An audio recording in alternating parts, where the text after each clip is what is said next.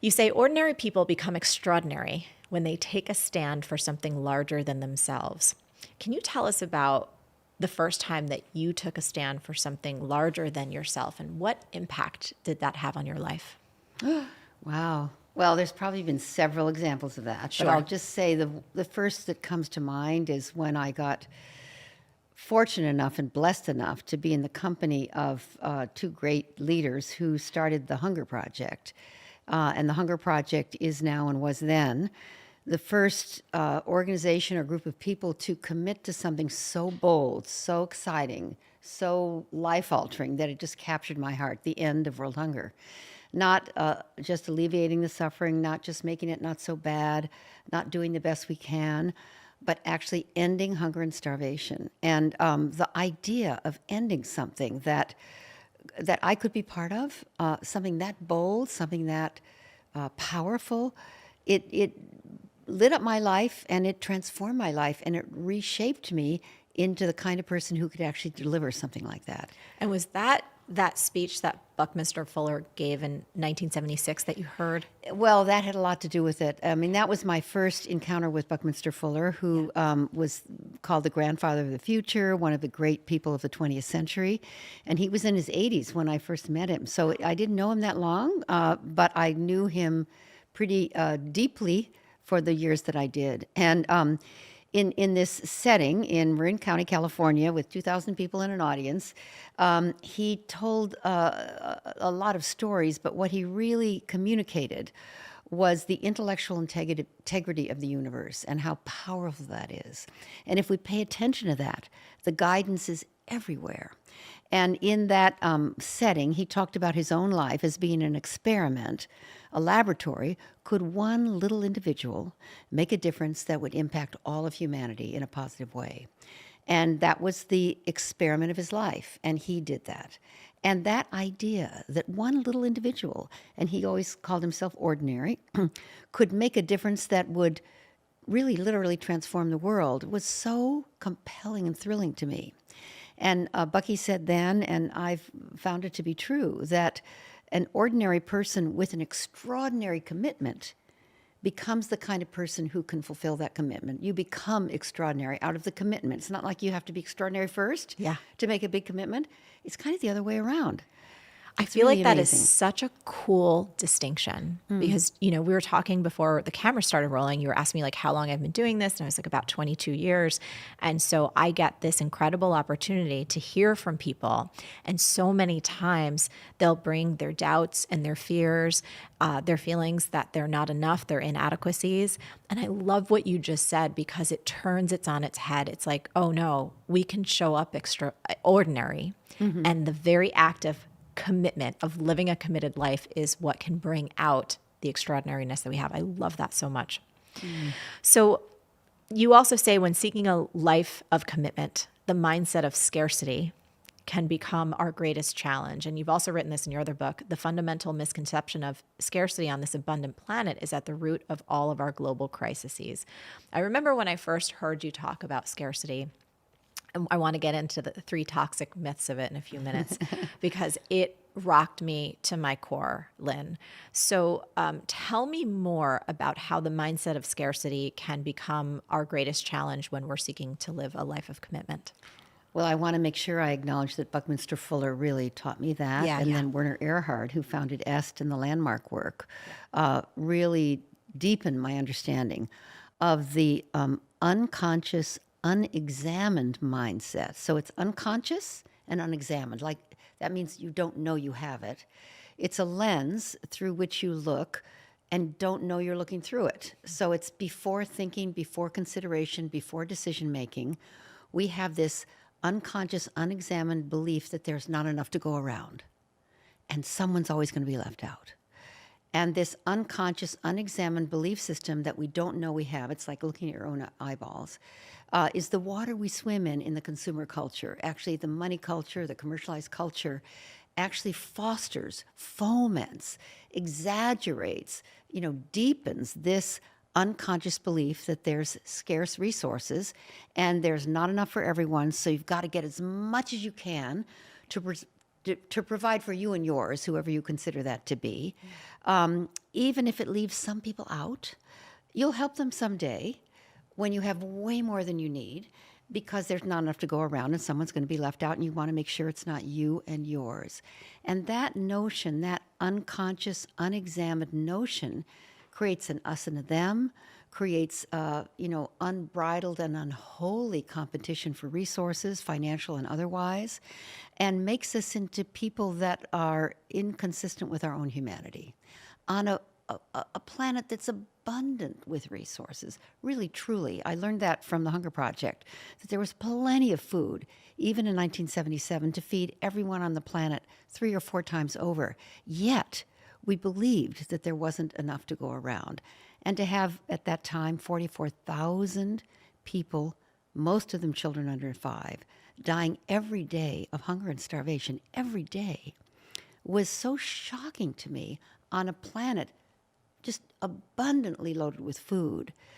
It became clear that it's an integrity issue, the hunger issue. And the integrity in the way we see the world, the lack of integrity of our relationship with one another, that we would let 44,000 children die every day on a planet that had plenty to feed them. So that notion of scarcity really started to, when I understood scarcity as a mindset, not a reality. Now, let me just say, there's plenty of places, and I've been there, where there's not enough jobs, not enough clean and safe water, not enough opportunity, not enough food. I worked on hunger and poverty. I know that. I worked with Mother Teresa, actually. I know very intimately that that's very often the case. I'm really talking about the affluent world, probably you and I and the people listening to us now. We may need this and we may need that, but we think as if there's not enough. And that's the first toxic myth and what I call the great lie of scarcity. And that toxic myth governs our lives, makes us think a certain way, makes us compete with each other in ways that are inconsistent with our love for each other, divides us, and creates a kind of you or me consciousness, which is what Bucky said. If either you make it at my expense, or if I make it at your expense. That's a way of thinking. It's not a reality, but a way of thinking. So that becomes a self-fulfilling prophecy, a you or me paradigm. And Bucky talked about the fact that, at least when he was speaking about this, which was long ago, in 1976, before many people were born, probably including you, he said, we've shifted now to a world where there's enough for everyone, everywhere, to have a healthy and productive life. And I remember when he said that in 1976, I was in an auditorium in Marin County, California, as I said. I was sitting, I remember exactly where I was sitting. I remember what I was wearing. You know how when you have a revelation, everything becomes crystal clear. And when he said, there's enough for everyone, everywhere, to have a healthy and productive life, I remember I started crying. I had a kundalini thing go up my spine. My hands started to perspire. I was literally shaking. I didn't understand what he said, but I got it. And it entered my being. And this experience of there's enough for everyone, everywhere, to have a healthy and productive life was so palpable, so beautiful, so moving. And then when he said, but the you or me paradigm in which we live won't allow us to experience that quite yet. We need to move from a you or me paradigm to a you and me paradigm. A paradigm that says you and I can both make it at no one's expense because there's enough for everyone. And he said, and I always want to say this because this was 1976, he said, even though that's the reality, it'll take 50 years or so, 1976, 50 years or so for us to realize this experience of enoughness, because all the institutions we live in, clearly the economy, also the education system, also the governance system, all the institutions we live in, even, he said, religion, are rooted in a you or me understanding of the world. Clearly the economy is. Clearly governance is rooted in a you or me understanding of the world. education is really, really unfortunately rooted in a you or me understanding of the world. And then when he said religion, that was like the capper, religion being rooted in a you or me understanding of the world. He said it'll take about 50 years for these great institutions to become so dysfunctional that we cannot repair them, we can't prop them up, we can't fix them. We'll need to let them die their natural death, and we'll need to recreate the institutions of humankind from a new paradigm, a paradigm of you and me, a paradigm where there's enough for everyone, everywhere, to have a healthy and productive life. And I say that's exactly where we are right now. That's fascinating. There's been some spiritual books that I have been dipping into, and some of what is revealed in them, it talks about this notion of these incredible tectonic societal shifts that we're experiencing, and that, yes, they can be quite scary, but a very natural part of life is the death and birth process. Yes. And sometimes things need to come to a close before something new can be born and open up. So much to talk about. Okay, we mentioned the first toxic myth, right? The not enoughness. Let's walk through the other two. And then I want to go back to the Hunger Project and how that put you on such an incredible path. Well, the first toxic myth is there's not enough. Right. There's not enough time. There's not enough money. There's not enough vacation time. There's not enough sex. There's not enough square feet in our house. There's not enough shoes. There's not enough. There's not enough. There's not enough. We live in a there's not enough mentality. It's almost like the siren song of the consumer culture. And if you really believe unconsciously there's not enough, then you're hoard. You take more than you need. You're scared you're going to run out. No matter how much you have, you think you've got to have more, which leads to toxic myth number 2, more is better. More of anything is better. More of everything is better. More, more, more, more, more. And that's the source of so many of our breakdowns. It has us on a consumer culture track that is so intense that we're swimming in stuff. One of the largest and most challenging and most fastest growing industries in the world is storage. If you think about what storage is. Just more of our stuff that we can't fit in our houses, and then we want to spend money and construct these buildings to just pack more of our stuff away that we forget about anyway. Yeah, it's almost like a little village outside of every big city. There's a storage, apartment buildings and for our stuff. Now, in every big city, there's now thousands of homeless people, but we're not building houses for them. We're building houses for the stuff we can't fit in our houses, our closets, our garages. And that's the sign of a culture that's lost its way. Right. Also, waste is a burgeoning burgeoning industry. Yeah. It's also a culture. But I'm just saying the more is better culture has turned us from citizens, which we used to be.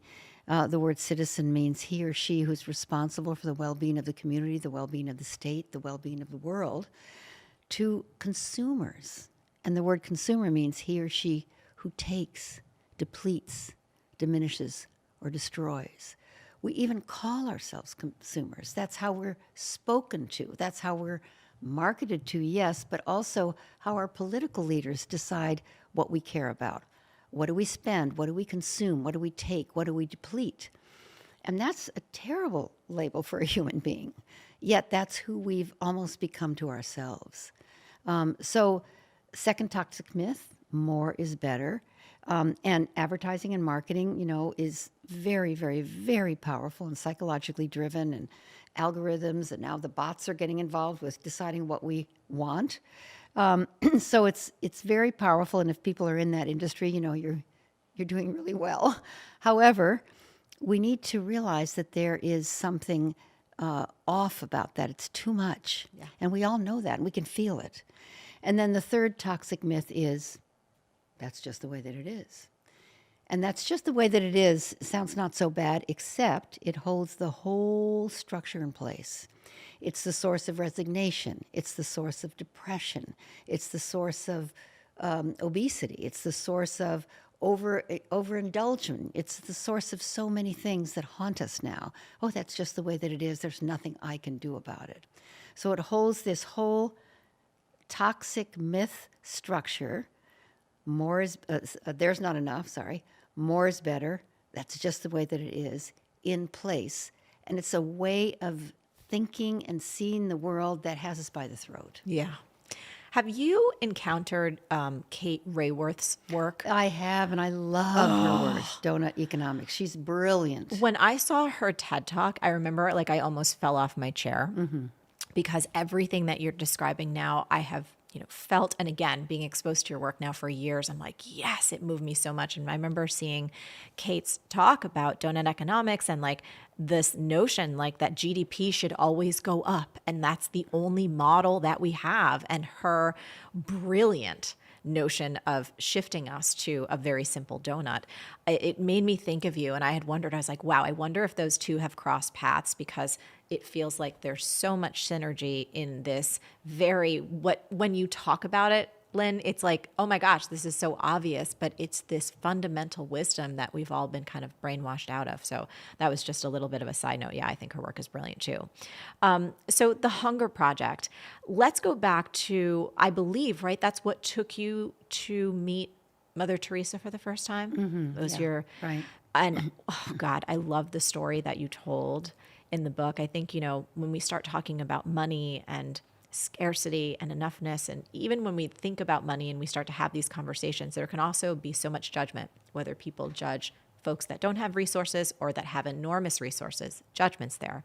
I'm wondering if you can tell us about your first experience meeting Mother Teresa and the incredible insight that you walked away with. Yeah, I'd love to. Well, first of all, Mother Teresa was an icon for me, like she was and is for many, many people. And I was raised Catholic, so I really admired her. She was part of my religious tradition. And when I grew up and went to India for the very first time with the Hunger Project, I realized, gosh, I'm in India. I'm working on hunger. Maybe someday I'll meet Mother Teresa. And I shared that with a friend whose name was Indira Koitra. I'll never forget her.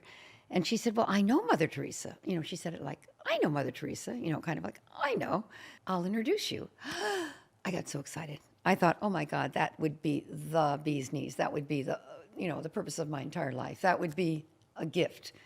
2 years went by before I actually saw Indira again, and I was in Delhi, and I called her in the morning. I remember it was 7:30, and I called her. I said, I'm in Delhi, and she said, oh, fantastic. Mother Teresa's here. She's at her orphanage for little girls. I'll arrange a meeting with her. She called me back and she said, yes, Mother would love to meet you tonight at 7:30. So I had 12 hours to get ready for this. I had meetings all day with UNICEF and other organizations. I canceled everything. I think I might have lied and said I was sick. But don't tell them that. Yeah, don't tell. I didn't want to tell Mother Teresa that. And then I realized I haven't been to church in like 10 years. Oh my gosh. I hadn't been a Catholic in a long, long time. I practically bathed myself in holy water. I was like, did everything to kind of make up for all these years that I hadn't been anywhere near what she stands for. And then I made my way finally that night across New Delhi to Old Delhi. If you've ever made that trip, it's a long, difficult drive. And when I got to Old Delhi, the car I was in was a private car that I hired because I was so nervous. We got to the square, and it was a cobblestone square, not that big, about as big as this room. And across the square was this beautiful picture of Mother Teresa with her blue and white sari. Above the door said Missionaries of Charity. So I walk across the square, and I'm a kind of obsessive trash picker-upper person. So I pick up trash wherever I go, and in India, that's a big assignment.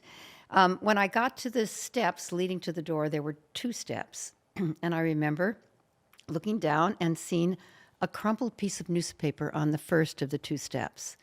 And I leaned over to pick it up, and inside of the newspaper was a tiny, tiny, tiny baby, a live baby girl.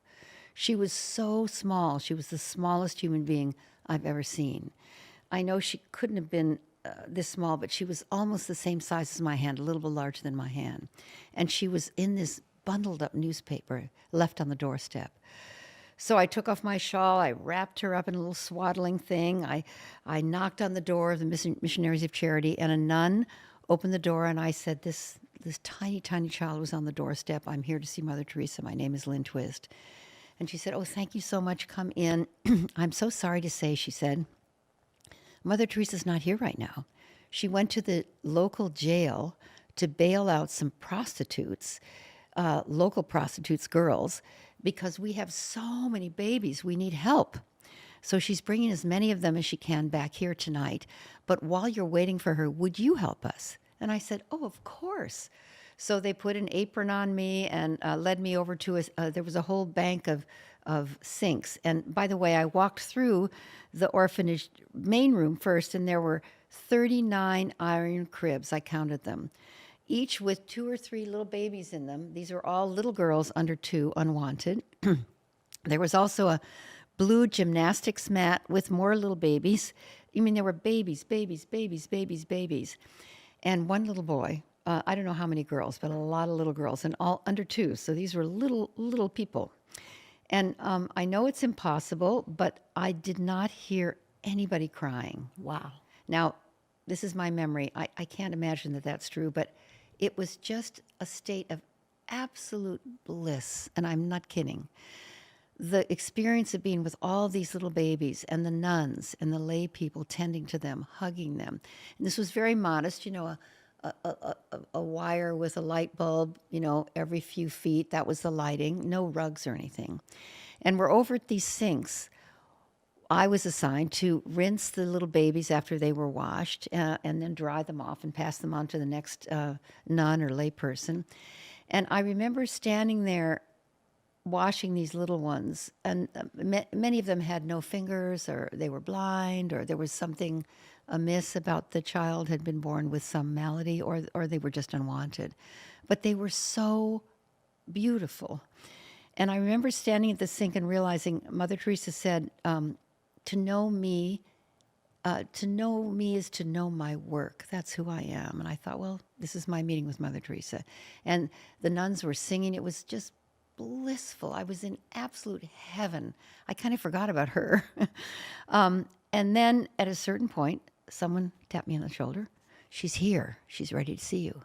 So I immediately get all nervous again, scared, and follow the nun down through the hallway, past a chapel. And then there was this long, skinny hall. I think you can picture it. And there was a wooden table, with 2 chairs against the wall in the long hall. And the nun who took me there, she said, "Sit here, Mother Teresa will be here in a moment." So I sat there, praying, and suddenly being, totally religious all of a sudden again. And I looked down the long, dark hall, and ahead of her was her black Labrador retriever. She had a very, very beloved dog, it was an old dog. He had a little beard, little gray beard, and he was a little crippled, and he preceded her. And behind the dog was this beautiful being, Mother Teresa. And I'll never forget when I first saw her, burst into tears, like I'm doing now. And I, ran to her and knelt in front of her. And I remember kissing her hands and her feet and everything I could kiss.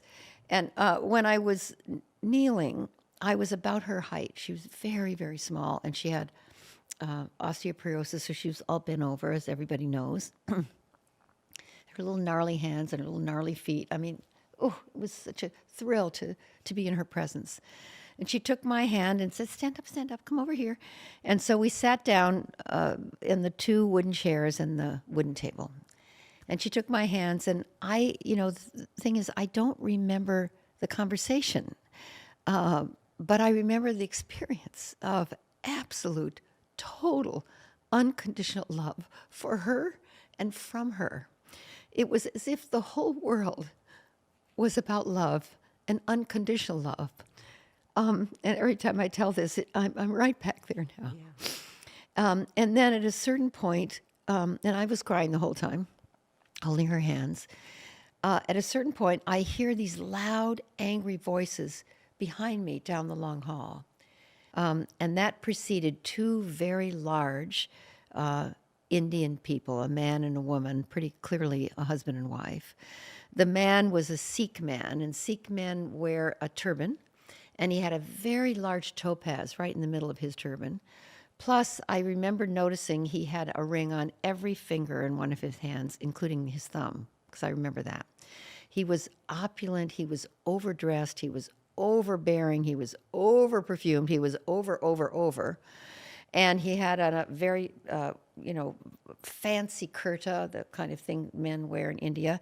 And behind him was this angry, noisy woman. She was, she had a diamond in her nose, and then a diamonds that went all the way to her ear, and on a kind of thing like this, and lots of bangles, and she had a very, very fancy sari.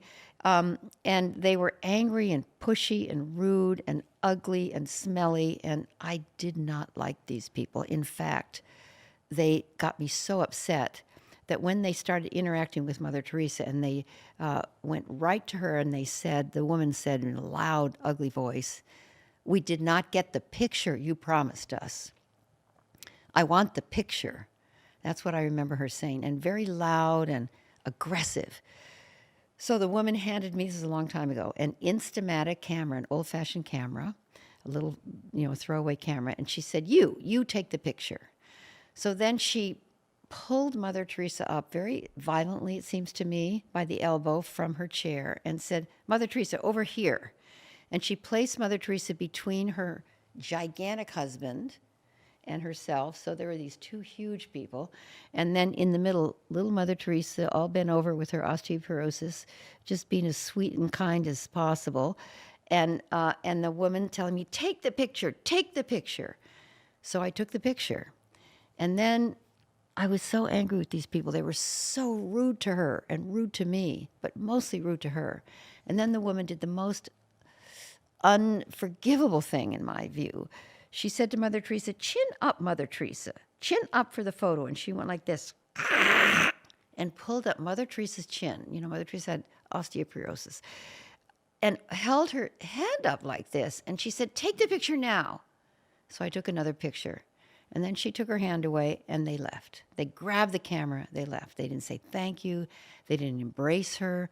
They didn't say goodbye to me. They just left. And my blood was boiling. How could they treat her like that? Who were these people? Mother Teresa sat down in her chair as if nothing had happened. I was just furious. And she took my hands and continued as before, but I was tense. My body was tense. My veins were probably popping out of my forehead. And I tried to calm down as we completed our meeting. And then she said she'd pray for my mother and my son, who was sick at the time, and gave me a scapular medal, and we embraced. And then I walked with her said goodbye to the nuns, through the babies, and I started to calm down, and I got in my car. And it took about 45 minutes or an hour to get back to my hotel in New Delhi. And during that ride, I realized that I had been in the presence of a living saint and felt the deepest and most profound unconditional love in my lifetime, and the most profound anger, resentment, and hate in the same space. And that wasn't true for her. She saw Christ in every face. Those people were Christ for her, but not for me. So when I got back to my hotel, I realized that was my teaching from Mother Teresa. So I wrote her a letter and thanked her for the teaching of my lifetime.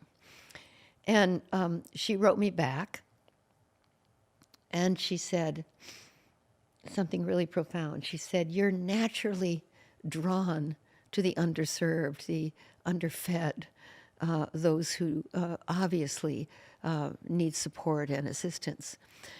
But your circle of compassion, you must widen it, you must enlarge it to include the wealthy, the entitled, the rude, the angry, the misunderstood."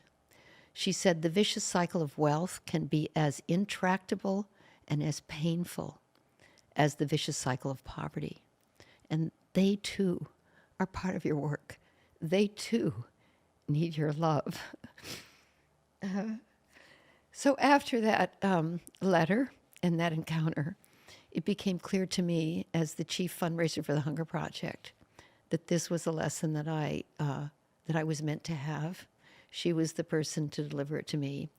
And I've become very clear now that that I have the great privilege and the opportunity to deal with people of enormous power and wealth, and the rude, the righteous, the overbearing, the entitled.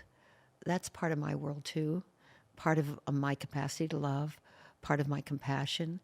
And I'll never forget that meeting with Mother Teresa. Hey, are you feeling overwhelmed, exhausted, or just drowning in busy work and still not making the money you deserve? In this brand new training, you're going to learn 3 super common mistakes that can kill your productivity and tank your profits, and how to stop them fast. Just go to marieforleo.com/free class or scan the QR code on your screen right now. One of the other distinctions I think is so incredible that you've made is between sufficiency and abundance. Can you talk us through that? Well, I learned from Buckminster Fuller once again when he said there's enough for everyone everywhere to have a healthy and productive life. In this setting I was in an auditorium, and it went right into my soul. I started to re-see the universe. I mean, everything showed up for me completely differently after that. Even though I didn't understand what he said, I got it. And I started to see the enoughness in everything. Even when I worked in Ethiopia after the 1984-1985 famine, what I saw was the resilience, the courage, the deep, powerful spiritual power of life in the people that were, bereft. And yes, they were hungry, yes, but the human spirit can't be crushed. It's incredible. So Bucky taught me about sufficiency, and let me just say what I think sufficiency is, because I actually think it's the radical, surprising truth about life. And there's a principle that I like to cite that I kind of invented or discovered, or I don't know what principles, or maybe they're already there. Yeah. But if you let go of trying to get more of what you don't really need, which is what we're brainwashed to want more of, it frees up oceans of energy that's all tied up in the chase to turn and pay attention to what you already have. When you pay attention to what you already have, when you nourish what you already have, when you love what you already have, and when you share what you already have, it expands. So let me say that again. When you let go of trying to get more of what you don't really need, it frees up oceans of energy tied up in the chase to turn and pay attention to what you already have. When you nourish what you already have, when you make a difference with what you already have, when you share what you already have, it expands before your very eyes. A shorter way of saying that is, what you appreciate appreciates. What you appreciate appreciates.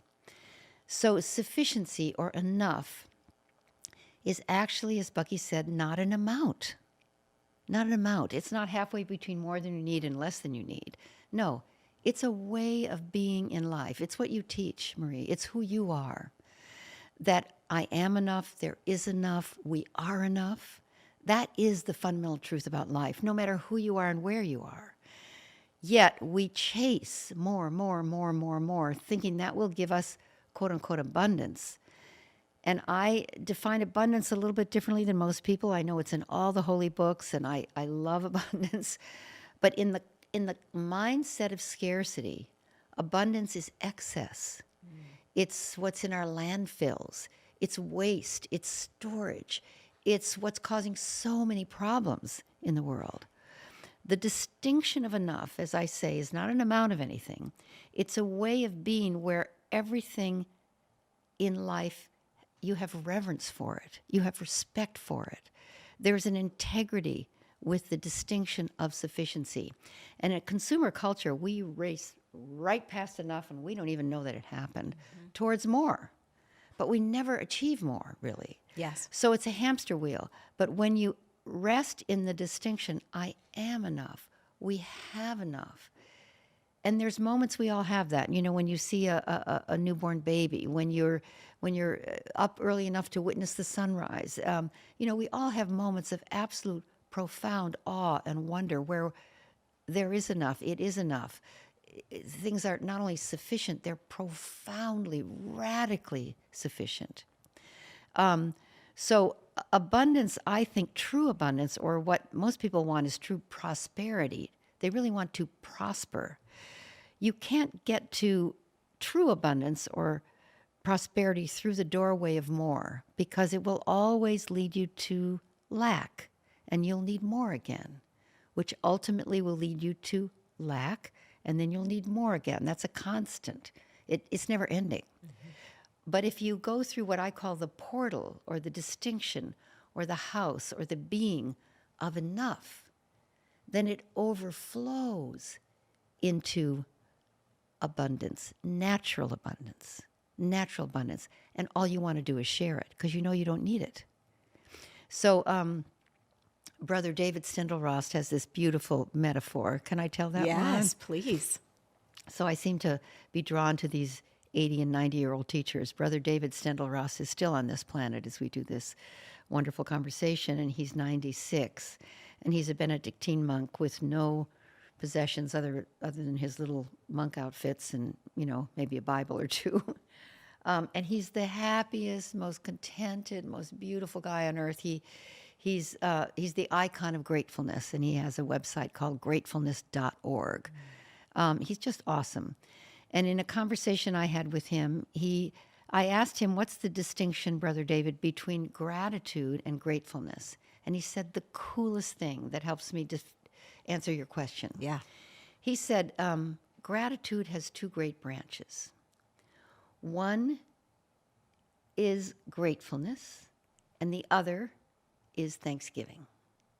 Gratefulness is the experience of life when the bowl of life is so full that it's almost overflowing, but not quite. When the bowl of life is kind of bowed at the top and not yet dribbling over the edges. When things are just incredibly, exquisitely filled with contentment. And that's so fulfilling that you know that you're in the great fullness of life. And when you're in the great fullness of life, the bowl of life starts to overflow, and that puts you in the other branch of gratitude called thanksgiving.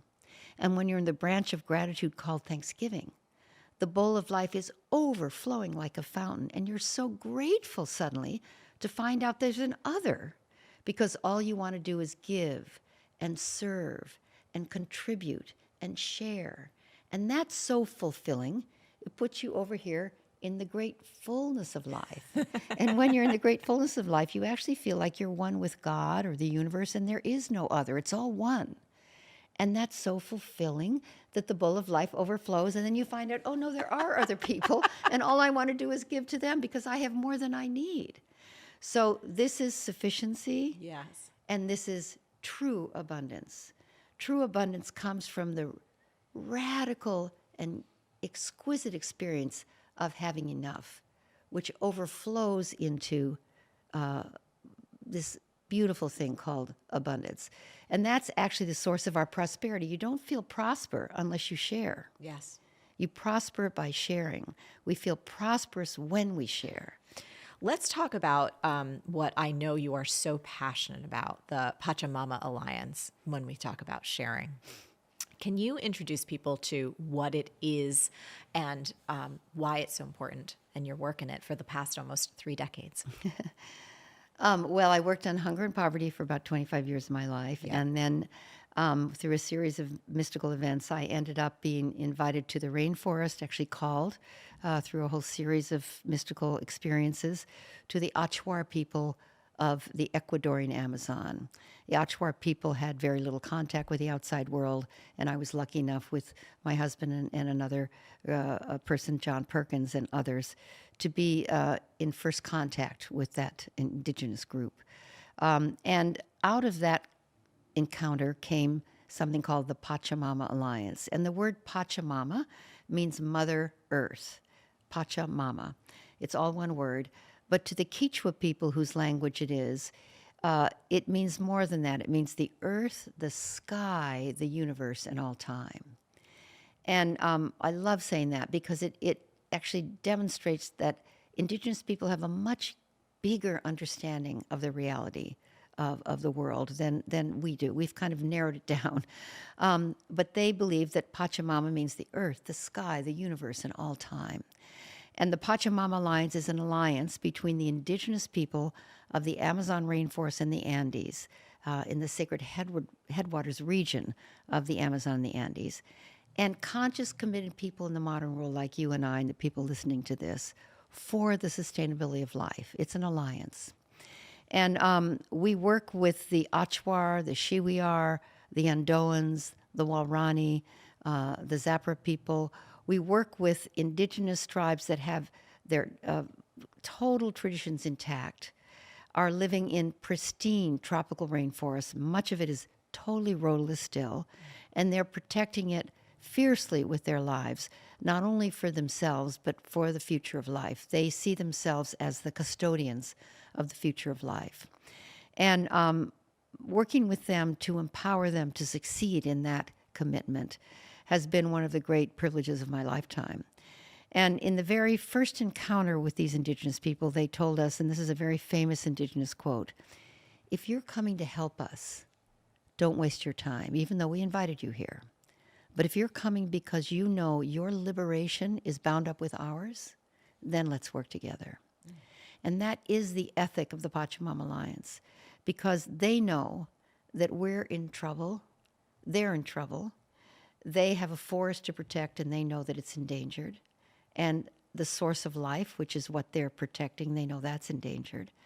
We're living in a way that we know we're off course. We all know that. This is not right. We're destroying the very life support system on which we depend. We all know that. We don't know how to stop that. We're trying our best, but it's very difficult.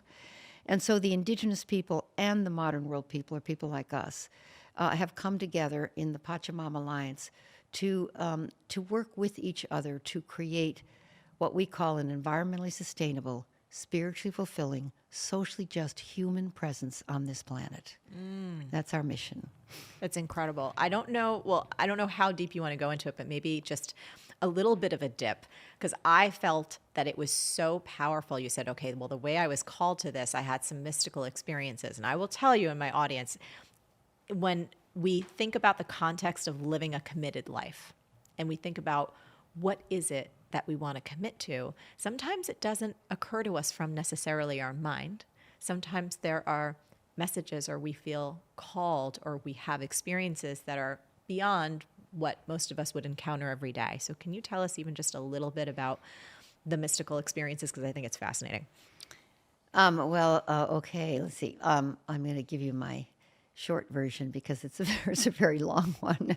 But I was lucky enough to be in Guatemala with a close friend named John Perkins, who was in the Peace Corps in Ecuador as a young man, and he and I were, middle-aged at the time, and we were working with the Mayan people, and John could feel, because he had been trained in shamanism, that there was a shaman directing the activities of the people we were working with, but they weren't letting us know that there was a shaman involved. They were a little nervous about Americans. And this is in 1994. So, but John, with his skill and his capability, ended up connecting with that shaman and inviting and having us get invited to be in a small ceremony with the shaman on a hilltop in a rural area near Totonicapan, Chichicastenango in Guatemala. And it was a starry night. We met the shaman at midnight in this rural area. There were no lights anywhere around, and he had built a big fire, and there were 12 of us. And when we got there, he didn't speak Spanish or English, but John spoke a little Mayan, so he was translating. And we were told to lay down on the ground, on the dirt, around this fire that he had built in the middle of a circle. And so we arranged ourselves like a wagon wheel around that fire. And then the shaman, he started drumming. And there were stars and the crackling fire. I mean, if you can imagine, this scene was so awesome. It was midnight, so it was the middle of the night. There was no moon, and the fire was crackling, and the stars were incredible. You could see forever. The Milky Way was so bright you could practically read from it. And the shaman and the drumming, John was drumming, and the shaman was singing and chanting. And he started to whistle and sing and chant. And a shaman's voice, you know, they have some incredible power that comes through their singing and chanting. And he told us to journey, close our eyes and journey. And, you know, it was midnight, so I kind of figured I would end up sleeping through whatever this was going to be. But no, that's not what happened. And through the chanting and the drumming and the crackling fire and the night air, and I closed my eyes. And after a while, I started hearing the shaman's voice, and it went almost entered my body. And I started to have my right arm shaking and quivering, and I could not hold it next to my body. I had to extend it, and then my left arm wouldn't stop quivering and shaking, and I had to extend that. And soon I felt something hard and difficult and you know, kind of crusty grow on my face, and I realized I think it's some sort of a beak, and these are wings, and I have to fly. And I began to lift my body up into the sky, and I felt the architecture, the skeletal body interior begin to change and reshape, and I was able to fly in slow motions up in this glorious starlit night sky. It was so glorious and beautiful and gorgeous and awesome. And I'm flying in slow motion, and I can still hear the shaman's voice and the whistling and the drumming. It was still right there, but I was far away from it, but I could still hear it. And then it started to become dawn, and I looked down, and I was flying over a vast, vast, literally unending forest of green. It was so vast and so beautiful. It was exquisite, and it went forever. And in the sunlight, it was glorious, and the mist came up from the trees.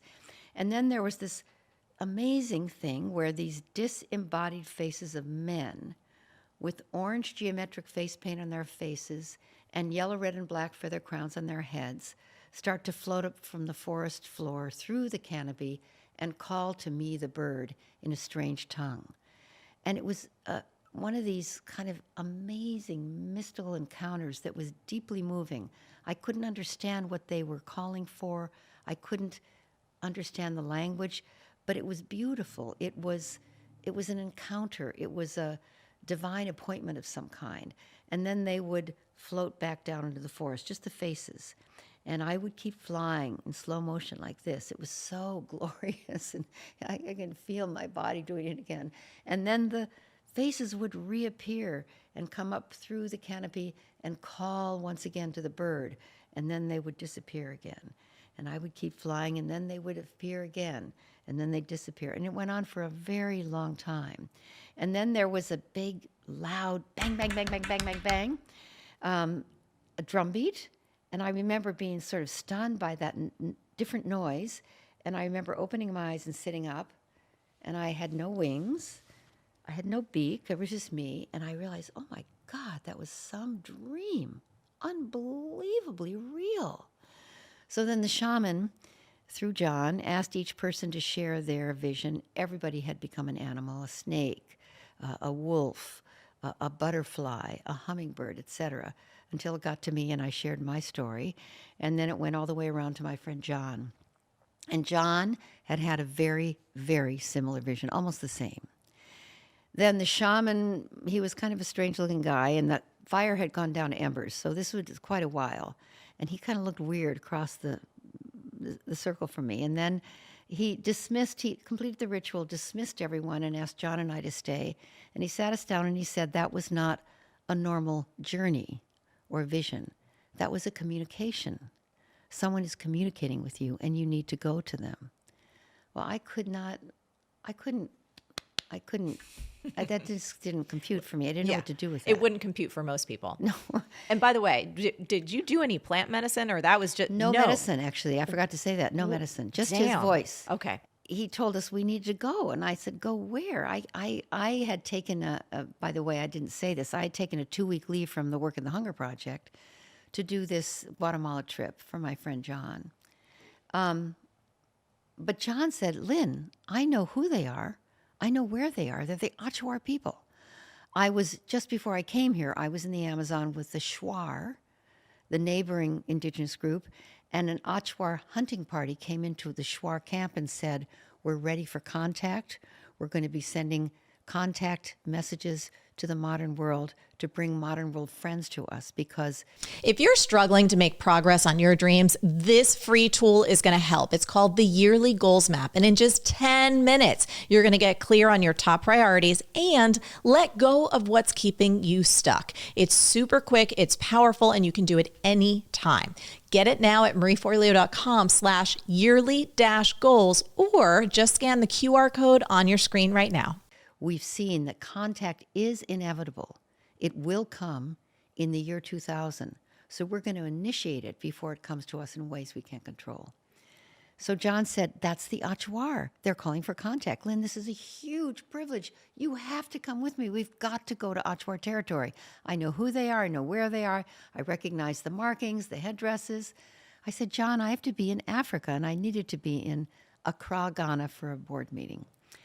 So I told him, you go. That's your thing. I've got to end world hunger, and we're not even close to done. So I went to Ghana. I was in the Accra, Ghana Novotel at a board meeting just a week later with 8 Ghanaian people, 5 men and 3 women, sitting around an oval table in a conference room on the main floor of that hotel. We're sitting at this table. The Ghanaian people have very, very, very dark skin, almost blue-black. We're sitting at this table having this conversation. I'm not leading it. I'm sitting in for the global office. And at a certain point in the conversation, and very slowly, the men, only the men, the Ghanaian men, started having orange geometric face paint appear on their black faces. And I was like, what is going on? And no one said anything about it. So I realized, oh my God, I think I'm hallucinating. I didn't say anything. But what I did was I excused myself and went to the ladies' room, splashed my face with water. I thought, oh my God, boy, that thing in Guatemala, that weird thing is haunting me. I can't function now. So I came back into the room. Everybody was normal. They're still talking. And a few minutes later, maybe 10 minutes later, it happened again. Slowly but clearly, orange geometric face paint appearing on the black faces of the men only, the 5 men. And I just burst into tears. And then everybody said, well, what's wrong? What's wrong? And I realized no one sees this but me. So I said, you know what? I'm feeling very, very ill. I need to go back to the United States. I've been in too many time zones, too many countries. I'm just exhausted. I was supposed to stay for 6 days. I can't do that. Please let me just go up to my room by myself. Now, this is 1994. No cell phones, no internet. I just packed, went to the airport, flew to Frankfurt, Frankfurt to New York, New York to San Francisco. By the time I got home, I was so rattled because the faces just kept coming. And I told my husband that I felt that I was having hallucinations, that I didn't understand them, but I didn't tell him like I'm telling you because I thought there was something wrong with me. You know how you are. But the faces didn't stop, and I just was desperate to reach my friend John, who went straight to the Amazon from Guatemala and wasn't home and wasn't reachable. So I left him faxes and voicemails until he came back. He was just loaded with messages from me, and he called me and he said, Lynn, we need to go. They want 12 people from the modern world, people that have global voices and can be heard around the world, 12 of us. People who have open hearts, very important to them. People who know the rainforest is critical to the future of all life. People who know indigenous wisdom is critical for the modern world, and people who will respect the ways of the shaman. And so John and I put that group of people together. I picked my husband Bill as number 1. And then we put a really beautiful group of 12 people together, and we traveled to Quito, which is the capital of Ecuador. We went over the eastern side of the Andes, down the Pastaza River Canyon, to the edge of the vast, vast Amazon rainforest, which stretches all the way across the continent to Brazil and to the Atlantic Ocean. It's larger than the United States. And when we flew in little tiny planes to Shuar territory, then a Shuar pilot picked us up and took them in little tiny planes, 3 at a time, into Achuar territory. And when we got there, eventually, when all 12 of us arrived, they came out of the forest with their orange geometric face paint, their yellow, red, and black feather crowns, and spears. And it was both remarkable and otherworldly and confusing and beautiful and moving and everything you could possibly imagine. And that encounter lasted about 6 or 7 days with the Achuar leaders, and that was the beginning of the Pachamama Alliance. And I knew then that something was calling me that I couldn't explain, that didn't make any sense to me. I hadn't been to South America. We weren't working there. We were working in Africa and Asia on hunger. I didn't speak Spanish. I wasn't thinking about the environment. I wasn't even aware that much of the Amazon rainforest. And neither was my husband, Bill. He was a business guy. But somehow we did take medicine there, and we were the first white people the shaman had ever seen or worked with.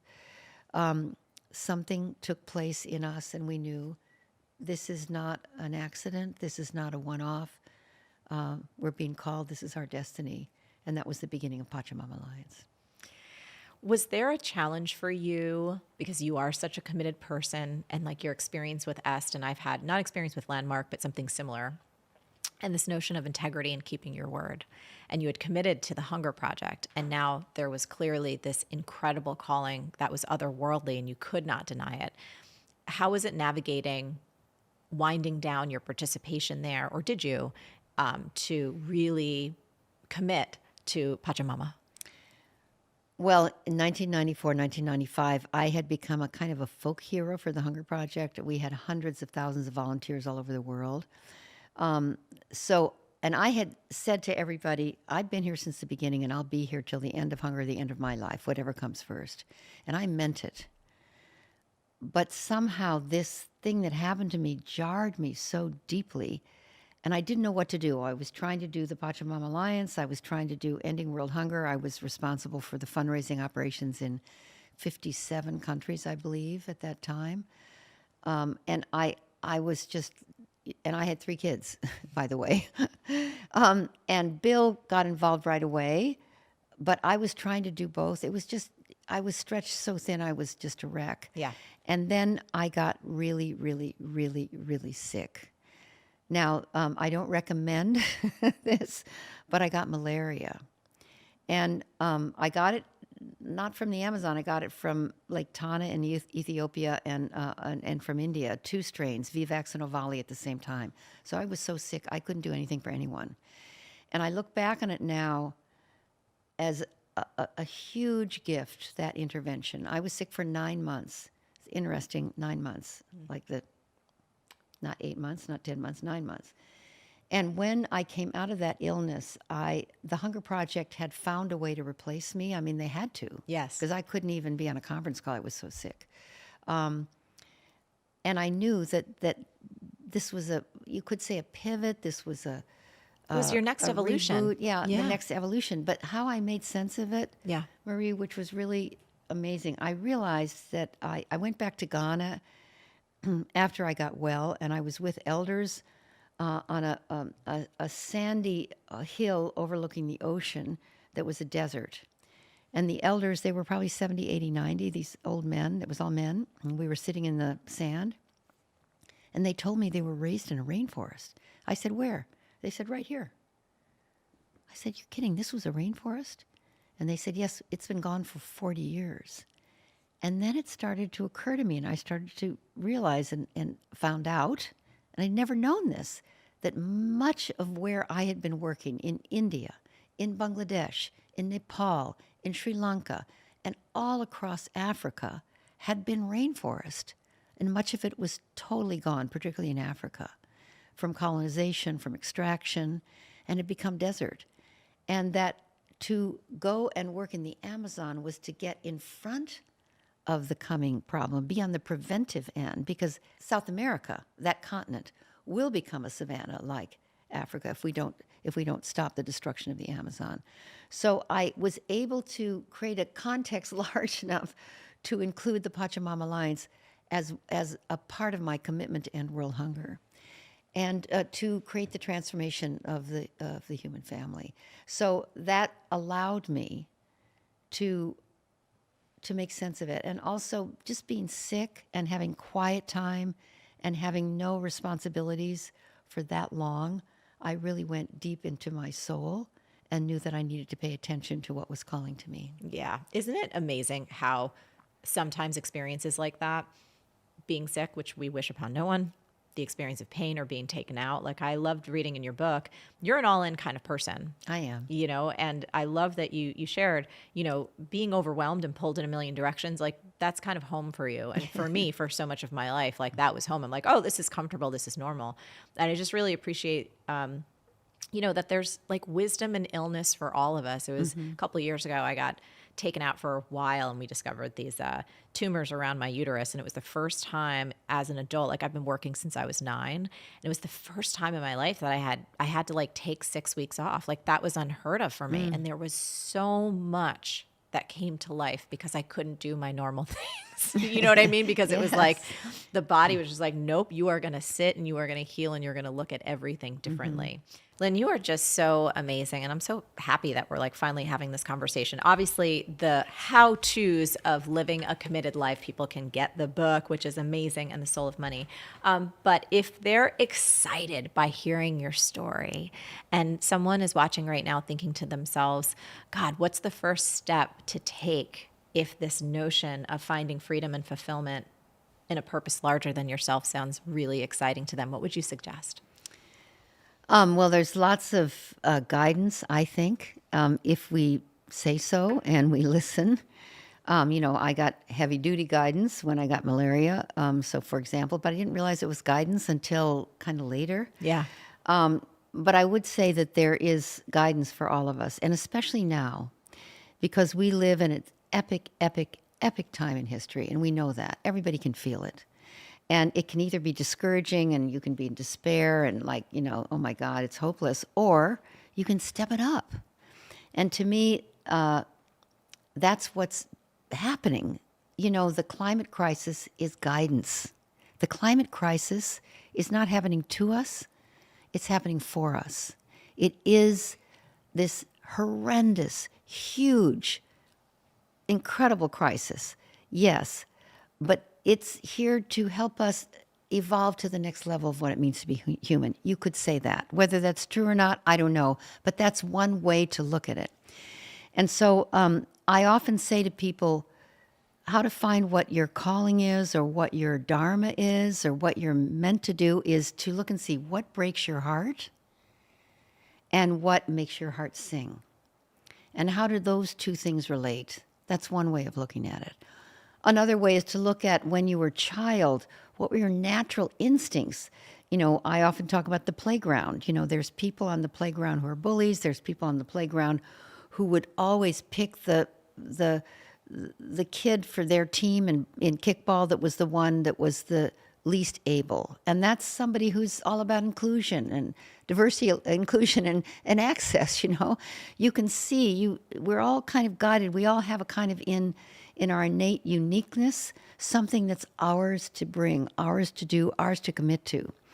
And I say that a commitment, or we also call it a stand, is not something you can check off and accomplish or actually even take credit for. So that's an important distinction here. It's something you can contribute to. It's larger than your own life starring you. It's not something you can say, well, she did that. No, it's more, she made a huge contribution to that and was in that flow of history. Because I think we're being used by something larger than we know. We're the instruments of something. And we all have a role to play on this planet right now, I think. If you're alive today, you have a role to play. Maybe it's not a big role, maybe it's not a small role. It's just your role. And if you play it with all your heart, your life will have incredible meaning. And the noise in our head, am I good enough? Am I doing the right thing? Who am I? Who are my friends? Do I look cool? All that noise in our head, that doesn't go away, but it moves to the background. And what moves to the foreground is what you've given your word to, what you're committed to. That's louder, has more grip, more pull, more vision, more juice, more joy than the noise in your head. And the noise in your head starts to calm down. It doesn't go away. I can report that. But it's not interesting anymore. And you realize it's just noise because you're so busy making the world work. So I say that that's the key to a life of fulfillment, prosperity, and knowing who you are. Lynn, thank you so much for who you are. Thank you for making such a difference to me personally and taking the time out of your incredibly full and rich life to be here with us today. I just adore you. Thank you. Well, I adore you too. And thank you for the work you do, for the voice that you are, for people to find their own fulfillment, their own enoughness, their own dharma, their own path. You are one of the great seers on our planet right now. And I'm really, really grateful to sit with you. And thank you for all you do, all you say, and the example you are. You know, you're an inspiration. I'm sure people admire you, but more powerfully than admiration is inspiration. And you inspirit people. You bring their spirit to the fore. And you've done that with me. And I'm deeply, deeply grateful. Well, that was pretty amazing. Thank you so much for tuning in. And of course, Lynn and I would love to hear from you. I'm super curious. We talked about many incredible things today. What's the one thing, the one insight that's standing out for you? And most importantly, how can you put that insight into action starting right now? Leave a comment below and let us know. As always, some great conversations happen over at the magical land of marieforleo.com. So head on over there and leave us a comment now. And until next time, stay on your game and keep going for your big dreams because the world really does need those very special gifts that only you have. Thank you so much for watching, and I'll catch you next time. Hey, if you loved this video, you need to watch this one next. Trust me on that.